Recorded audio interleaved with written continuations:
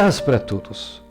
À medida que passamos por esses tempos difíceis, falamos com Deus e jejuamos. Não jejuamos para mostrar às pessoas que estamos jejuando. Ninguém precisa saber e ninguém precisa ver que estamos jejuando. Temos um sorriso no rosto, nos lavamos, nos vestimos e cuidamos dos nossos negócios como se nada estava acontecendo. Jejum não é chantagem. Jejuar não é dizer a Deus: ouça, estou jejuando, então é isso que eu estou pedindo, é isso que eu quero que você faça. Isto não funciona desta forma.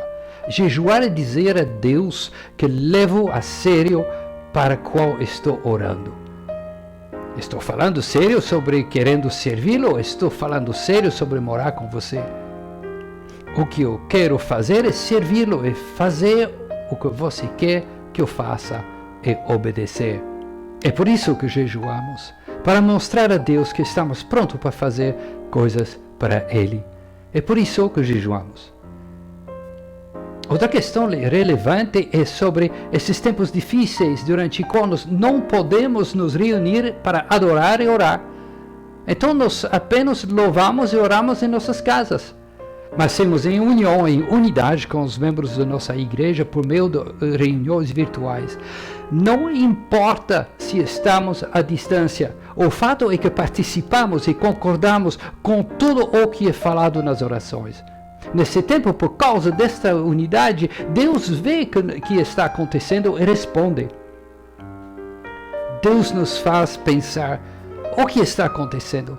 Por que estamos fazendo isso? E por que isso é tão especial? Por que esse tempo é tão precioso? E sabe o que é? É tudo sobre a glória de Deus. É tudo sobre o que chamamos a Shekinah da glória do Senhor, a presença da glória do Senhor. Este é que nós precisamos. Isso é que nós queremos. É isso que pedimos a Deus. É por isso que estávamos fazendo isso. E dizendo: Deus, queremos a presença da Tua glória nesta igreja, em nossas vidas, em nossa cidade, em nosso país. Isso é que nós queremos. Queremos a presença da glória do Senhor, mas por que nós queremos isso? Só assim podemos dizer: obrigado, Deus, por estar aqui. Não, queremos a presença da glória do Senhor para que possamos nos aproximar dEle, para que Ele possa nos dar as instruções que precisamos dar, a fim de agir em Seu nome e trazer almas das pessoas que não ainda o conhecem. Eu estava pensando, às vezes Jesus olha para baixo e diz: morri na cruz, sofri tanto, naquelas horas de tortura e de morte, por que eu fiz isso? Sim, todos nós sabemos, é claro, e não estou questionando Deus, por favor, não me entende mal, mas estou apenas pensando: você sabe por que Ele fez isso? Existe apenas 0,02% dos cristãos no mundo. Parece que não vale a pena. Fazendo todos aqueles sacrifícios apenas para algumas pessoas. Que vergonha! É todo sobre Ele, é todo sobre Jesus, é toda uma questão de sua glória, é toda uma questão de dizer a Ele: ouça, o que você fez, nós queremos estar atrás de você para que possamos trazer as almas, para que você não tenha feito isso para nada. Por que deveríamos ir até alguém e dizer: ei, você conhece Jesus na sua vida? Você conhece Ele? Sim, já ouvi falar dele, mas quem é Ele? Ele é apenas, eu sei, o Filho de Deus, etc. O fato é que Jesus morreu pelas pessoas que ainda não nasceram, não apenas as pessoas que já passaram na terra ou pelas que estão presentes hoje. Ele morreu naquela cruz pelas pessoas das próximas gerações. Portanto, precisamos contar às pessoas sobre o sacrifício de Jesus. Não se trata de dizer: venha a Deus, mas de dizer: escuta, alguém deu sua vida para que você possa ter uma vida eterna, felicidade com Deus. Isso é que precisamos dizer às pessoas por causa da morte do nosso Senhor Jesus Cristo. Não apenas porque Ele é Deus, mas porque Ele morreu na cruz. Você tem que perceber uma coisa: sua morte na cruz ainda é, eu acredito, uma das mortes mais cruéis que podem existir. é uma das mortes tão dolorosas. Existem livros que descrevem isso. Médicos escreveram livros sobre como as pessoas morreram na cruz. Não vou entrar nisso porque a maioria das pessoas simplesmente irão embora. É tão horrível. Mas ele passou por isso. E é por isso que precisamos ir e falar para as outras pessoas que Jesus Cristo deu a vida para eles, para que você não tivesse de passar o resto da eternidade no inferno. Agora podemos substituir a palavra no inferno pela palavra em sofrimento, porque isso é exatamente o que é. Tormento eterno. É isso. As pessoas não acreditam nisso, mas posso garantir que é a verdade. Você precisa só abrir o livro de Lucas e ler sobre Lázaro no capítulo 16, do versículo 19 a 31. Não estou falando daquele que Jesus ressuscitou. Eu estou falando daquele que estava sentado embaixo da mesa do rico, implorando por algumas migalhas. Mas o homem rico e Lázaro morreram. Então, houve um abismo entre o homem rico e Lázaro.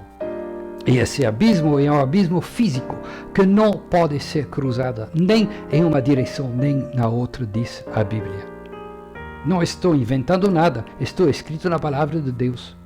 E o rico disse a Lázaro, do outro lado, dá-me um pouco de água. É só enfiar o dedo na água, porque a minha língua está queimando.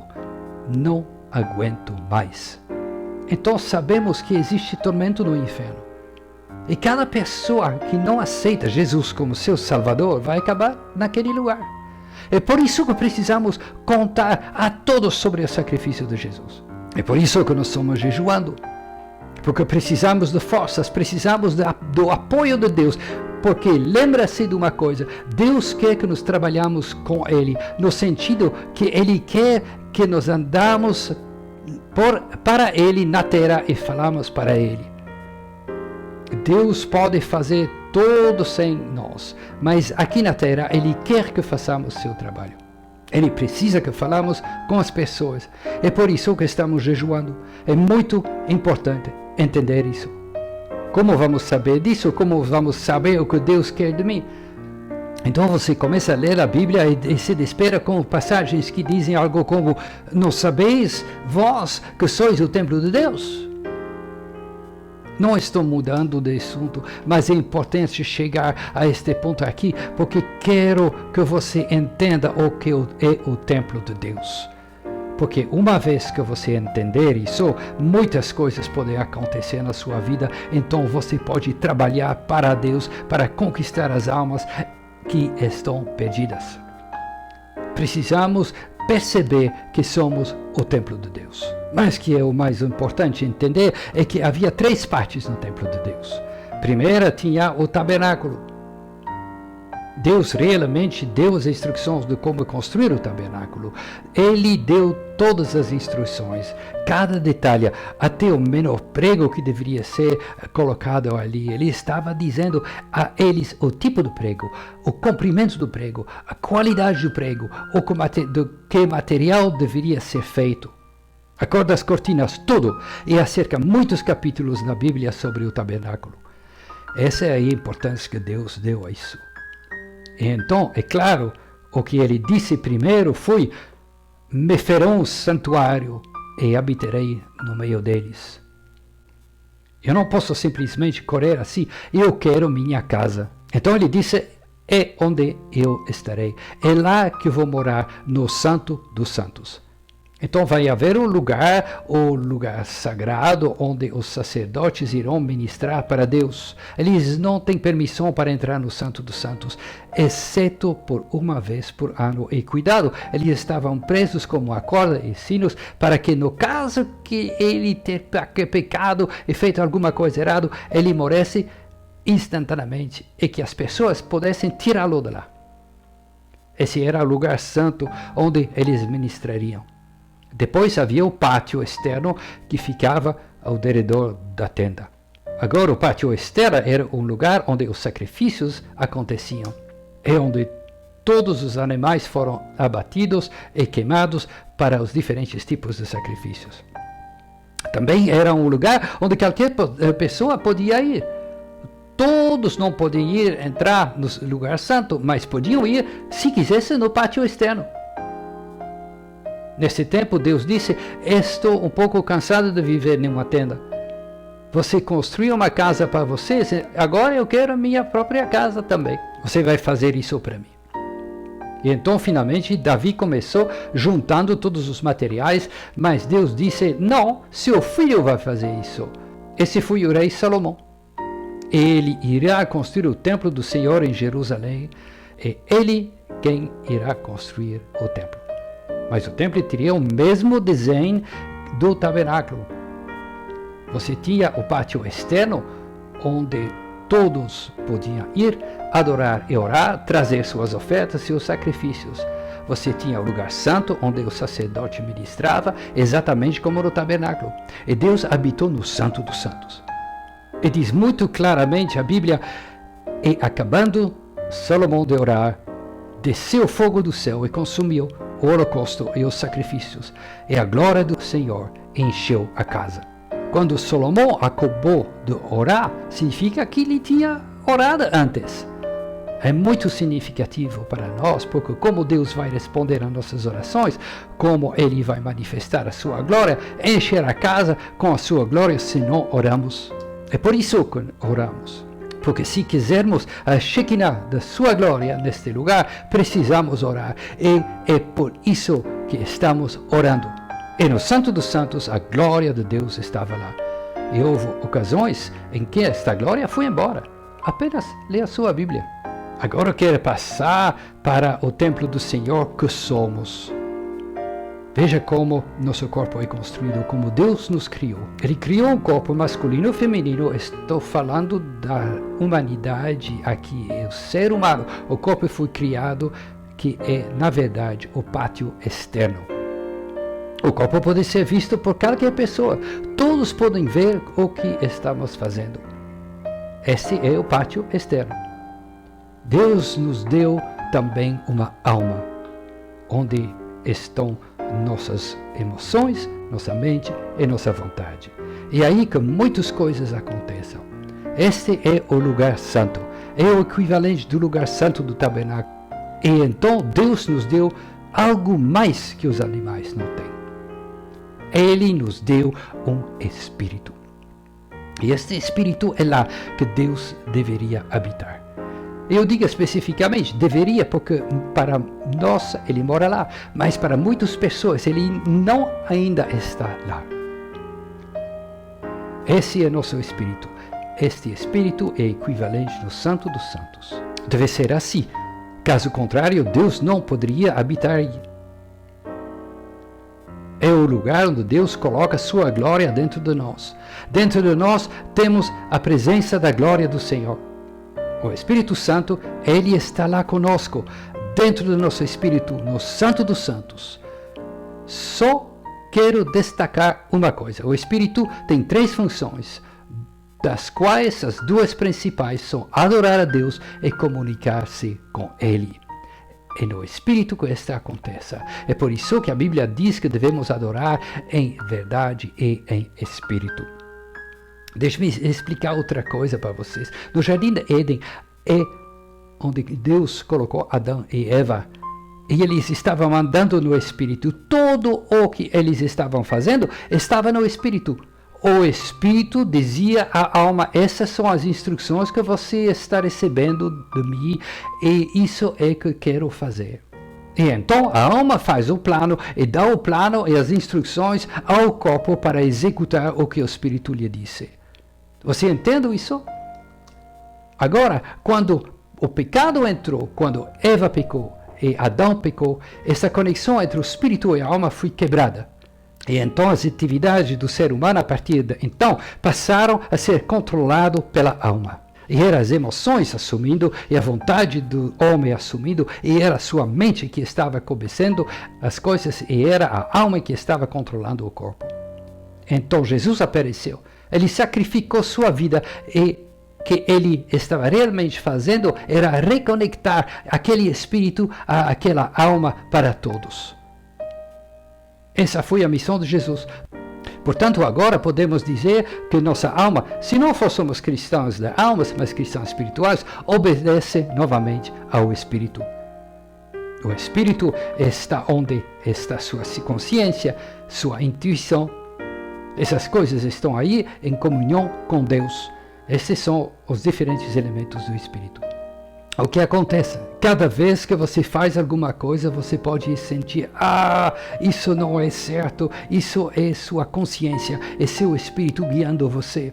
Mas lembra-se, esse Espírito está conectado diretamente a Deus. Então é Deus, o Espírito Santo, dizendo, isso é errado, você não está agindo certo. Isso não é o que você deveria estar fazendo. Você está fazendo algo diferente. Então você pergunta, Senhor, o que eu faço? Para onde vou? Todos nós conhecemos esta situação. Qual é o próximo passo? E então você sente que sabe. Você tem esta intuição do que deveria estar fazendo.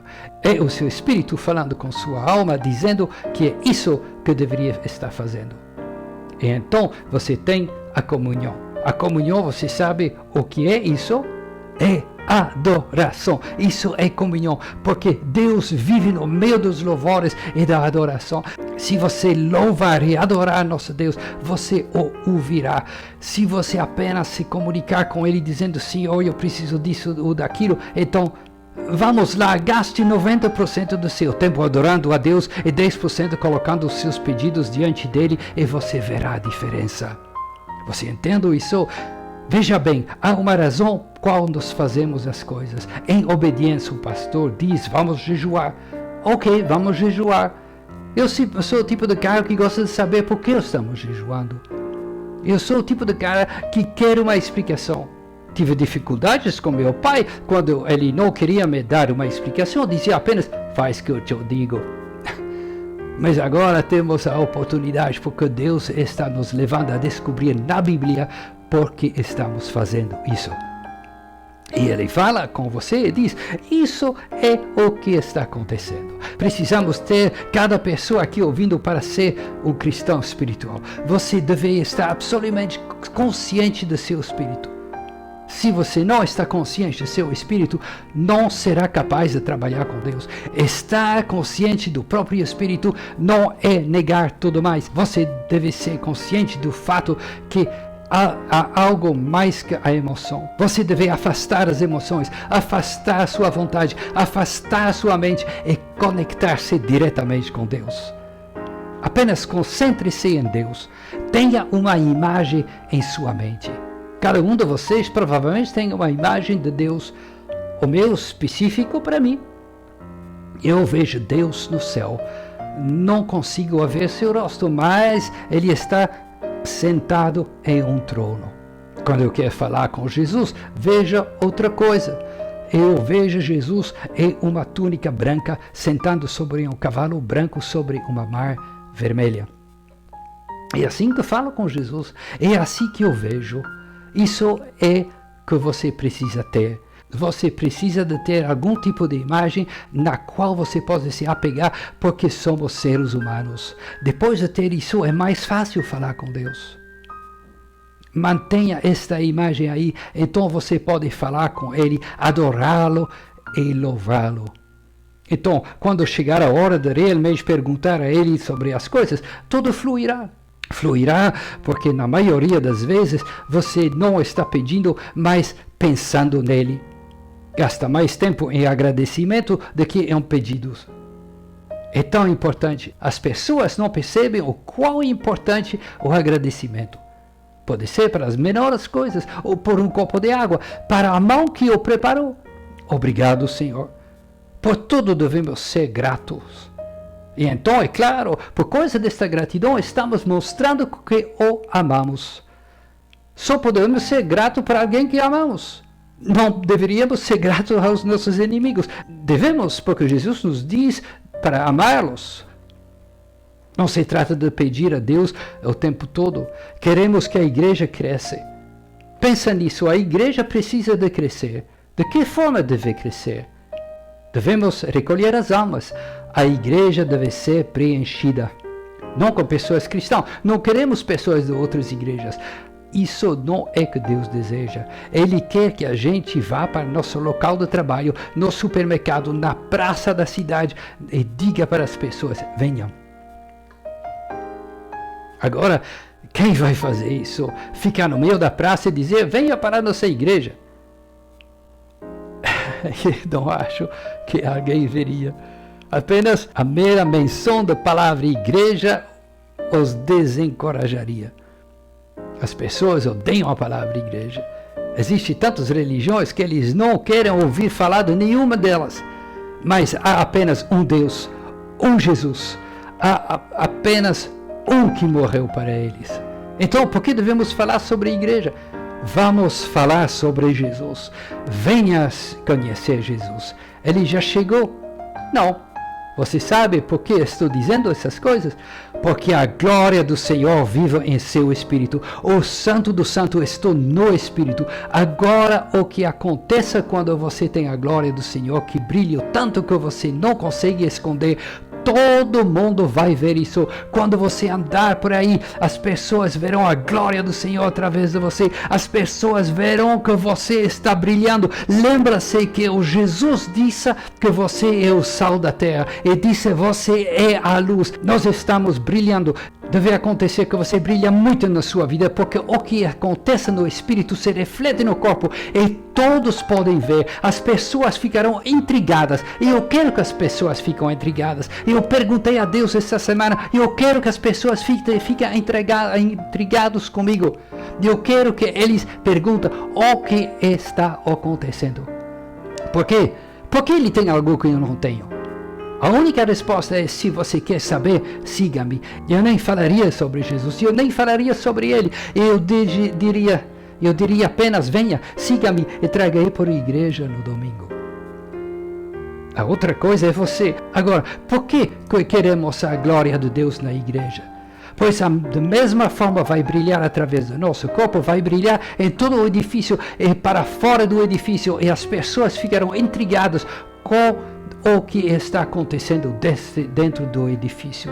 E eles vão se aglomerar no prédio sem nem mesmo ter que pedir a eles, porque eles ficarão intrigados com a Shekinah da presença do Senhor neste lugar. Essa é a razão do jejum, para dar a Deus uma oportunidade de falar conosco. A comunicação é aberta, Senhor. Diga-me que você quer que eu faça, não apenas que você quer que eu faça, mas como você quer que eu faça.